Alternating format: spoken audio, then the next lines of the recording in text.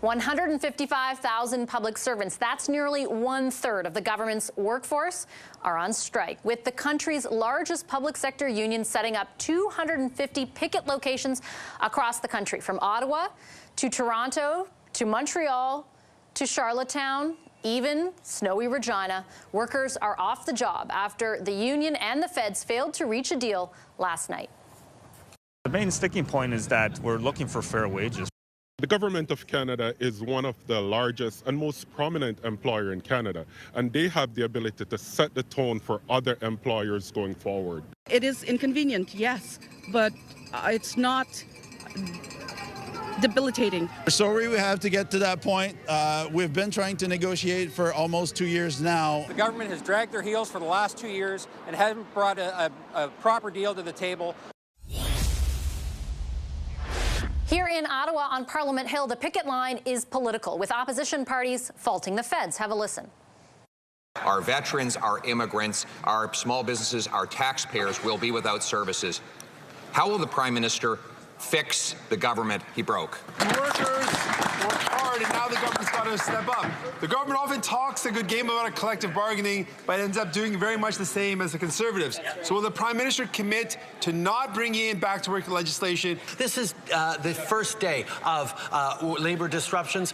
We continue to be very optimistic. We're going to be able to see this resolved where it needs to, at the bargaining table. Negotiations between Ottawa and the union continue as we speak at this hour. So what will it take to come to a deal and end this strike? Mona Fortier is the president of the Treasury Board. Hi, Minister Fortier. Good to have you with us tonight. Thank you for making the time. Thank you for having me, Vassy.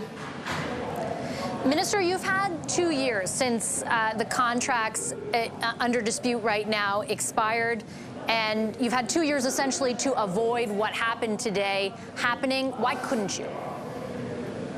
Well, first of all, we have to go back to last year when we tabled our first monetary position, wage position, and PSAC chose to walk off and wait until we got back to mediation 2 weeks ago. So we've been negotiating for the last 2 weeks on wages and on monetary issues, and we will continue to do that. As you know, we are continuing all the efforts to get to a deal right now. Let me ask you about the wage sticking point, because my understanding is that your government came to the table, and I have certainly pressed the union on this already, with an offer of 3% over 3 years, cumulatively amounting to about 9% over that 3-year period. That's something the mediator identified a few months ago as kind of the path to a deal. Why did you wait until this weekend to make that offer? So first, the Public Interest Commission, as you know, reported and recommended that the place to go for wages would be at 9% for 3 years, and that is what we tabled and are working on. Hopefully, I believe, actually, it is a competitive and fair deal, and also reasonable to Canadians, and that's what we're working on right now as we speak.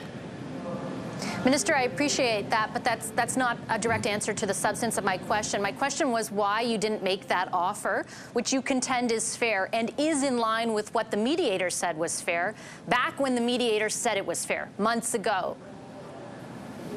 Well, again, I won't go into the details of how negotiations are happening. That is something that is done at the table. I do have to say, though, that I believe we have a competitive and fair wages deal on the table right now, and it's reasonable for Canadians. I'm hopeful that we can have a continuous conversation with the union to be able to get to a deal. And Minister, I respect that the details of those negotiations, the back and forth, are not necessarily up for public consumption.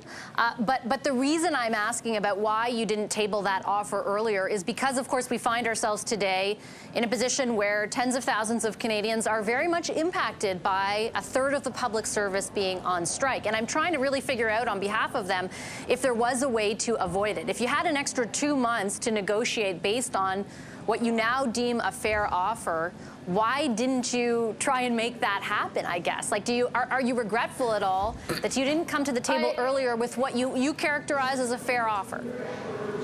Well, we started mediation 2 weeks ago. Mediation has been going on.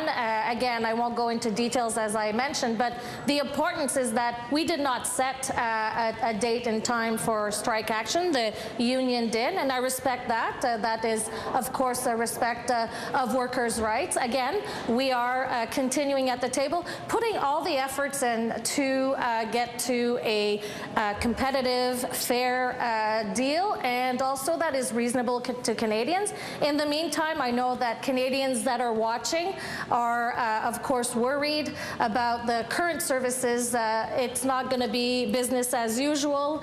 We are having some essential services being delivered, EI, for example, veterans income support, the Canada Child Benefit, but other services will be disrupted, which is why I'm putting all efforts with the government team to be able to get to a deal as soon as possible. I still don't understand, Minister, why the offer that you've presented wasn't offered earlier, but I want to move on and ask just a little bit before I get to what it will take to end this strike about one other contentious issue, and I'm hoping you can share with Canadians your thoughts on this, and that's around remote work. Right? I asked the union, I pressed the union on this issue. They insist that they're not looking for employees to have the final say, that they understand its managerial jurisdiction. Is your understanding different? Like, how would you explain what the fight is on when it comes to remote work? So let's go back to when we were in COVID, working by necessity from home, and then when we started to get out of this situation where we were back into the office, and we developed the hybrid model and demonstrated to workers they could work from home 2 to 3 days a week, and looking at what other jurisdictions were doing and the private sector were our effort to look at how best to offer services to Canadians. Right now, we are demonstrating that this is a managerial right, and we will continue to make those decisions, and that's where we're trying to find common ground on doing something we believe should continue to have management right, and that's where the contention is at this time. Is your viewpoint that, or is it your understanding that the union is trying to take away that managerial right? Because I asked Mr. Alward a few days ago, and he insisted that they weren't, that they understood it was under the jurisdiction of managers. Well, again, hopefully we'll get to have those important conversations at the table. There are different solutions being discussed right now, and I hope that we'll be able to find common ground on that issue. The important thing right now is to make sure that we do continue to deliver services to Canadians, and that management will be able to figure that out also with the hybrid model decision. Or policy decision, Minister, if I can say. Understood. Understood. Minister, just before I let you go, in 2 previous instances back in 2018 and 2021, your government did introduce back-to-work legislation. Can Canadians interpret from that or infer from that that you are not outlawing or not disregarding the possibility of using it again? Right now, we're in a position, as you know, where there is a labor disruption, and we respect the rights of workers to strike. But at the same time, we're still at the table, and that's why I believe it's the best place to find a way to get to a deal, and we concentrate all our efforts to do that at the table. But you have not ruled out using that legislation. Is that accurate? I am saying that we are putting all of our efforts at the table at this time, and we will find, I'm sure we will find compromise to make sure that we get to a deal very soon. Respectfully, Minister, that doesn't answer the question. Have you ruled out using back-to-work legislation or not? At this time, I'm in the first day of strike action. We're still working really hard at the table, so I'm putting all our efforts there, and I'm very hopeful, and I'm actually confident that we will be able to get to a deal very soon. Okay, Minister, I'll leave it there. Appreciate your time this evening. Thank you. Merci.